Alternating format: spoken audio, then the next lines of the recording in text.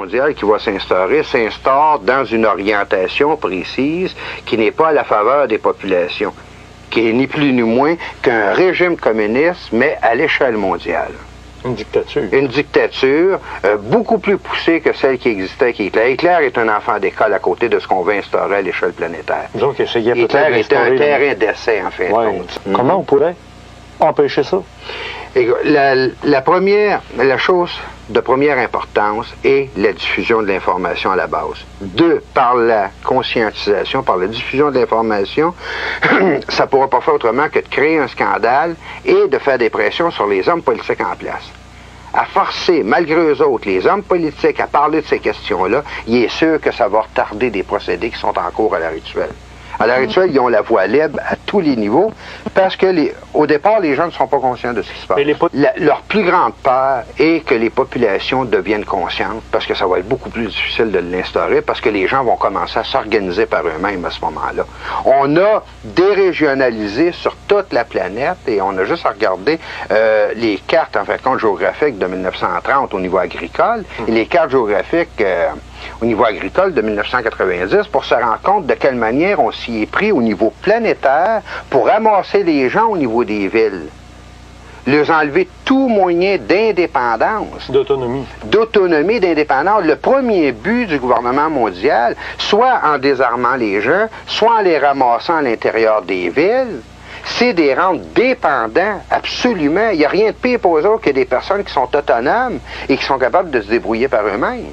Il y a des fraudes invraisemblables dans le milieu pharmaceutique à l'heure actuelle. J'ai reçu des documents là-dessus et je vais en parler dans d'autres émissions à un moment donné où les compagnies, les multinationales pharmaceutiques s'organisent de manière à ce que les médecins privilégient des médicaments et les prescrivent à des gens, même s'ils n'en ont pas de besoin, afin de faire fonctionner ces compagnies pharmaceutiques-là et dans un autre temps, pour que ces gens-là soient dans une espèce de léthargie sans être capables de trop réagir. Écoutez, ça va bien, on est calmé, on ne connaît pas la source, par exemple, de nos problèmes, mais au moins on est calmé pour être capable de les supporter. Non, mais personne non plus aime se faire conduire ou se faire diriger contre leur volonté. Et c'est ce qu'on est en train d'instaurer à l'heure actuelle. Je vais te dire une chose après des documents que j'ai reçus dernièrement.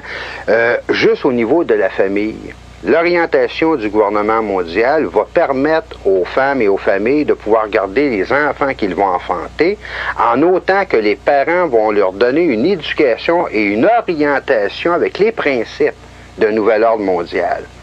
Toutes les familles ou les femmes qui ne seront pas d'accord de donner une éducation semblable selon les principes établis internationalement, à ce moment-là, les enfants vont être enlevés pour être éduqués dans des centres spéciaux. Et à l'intérieur duquel on va voir exactement qu'est-ce que le nouvel ordre mondial privilégie, encourage comme orientation et de quelle façon qui s'est organisé par la manipulation psychologique des populations à leur faire croire que les valeurs qu'ils possédaient auparavant sont maintenant des valeurs dépassées. C'est pour ça qu'on appelle ça nouvel ordre mondial, nouvelle forme de pensée, nouvelle orientation, nouvelle technologie. Tout est nouveau, donc, par rapport à quelque chose qui est considéré comme ancien. Et c'est là que c'est dangereux, parce que si on regarde une des choses qui a été faite au niveau de l'instauration de ces camps de concentration-là, c'est qu'on a même commencé à changer le système judiciaire aux États-Unis, et semble-t-il au Canada aussi, de manière à ce que la personne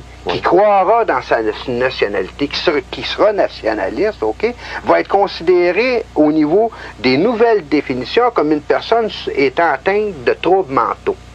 Et les lois sont organisées de telle manière que la personne qui aura soit des croyances religieuses, la personne qui croira dans sa nationalité ou dans ses traditions, on va la considérer comme une personne atteinte de troubles mentaux et potentiellement capable de violence à cause de ça, parce que venant, en fin de compte, d'une tradition passée par laquelle ces choses-là ont déclenché de la violence à travers l'histoire. Et à partir du moment que cette personne-là est considérée comme, juste considéré, il n'y a rien de prouvé, là, on lui enlève tous ses droits pendant une période de 90 jours. Elle n'a plus droit à avoir un avocat pour se défendre.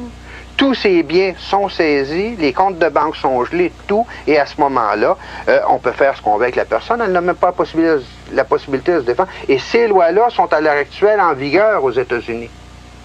Et c'est ce qu'on est en train de faire. Tout est en place à tous les niveaux. On est en train de tout instaurer, de changer le système judiciaire, les lois, sans que les populations s'en rendent compte, parce que pendant ce temps-là, on leur donne du pain et des jeux. On leur donne des loteries, on leur donne n'importe quoi pour qu'ils ne prennent pas le temps de réfléchir, de voir qu'est-ce qui se passe. C'est ceux qui veulent instaurer le nouvel ordre mondial. Par exemple, au niveau des Nations Unies, ceux qui font partie de la commission trilatérale, si on veut mettre des noms comme Rockefeller, Rothschild, les Illuminati, la franc-maçonnerie internationale, ce sont eux qui sont en train d'installer ce nouvel ordre-là.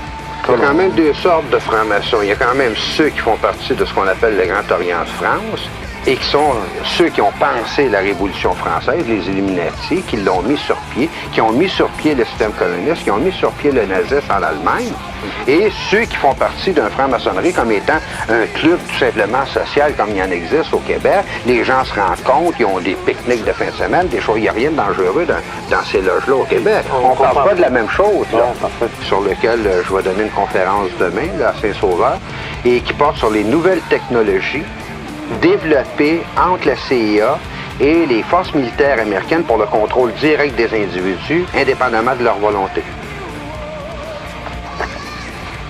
Merci, c'est à ce moment-là. J'espère que vous serez toujours vivant. J'espère moi aussi. Watch me work it. I'm perfect.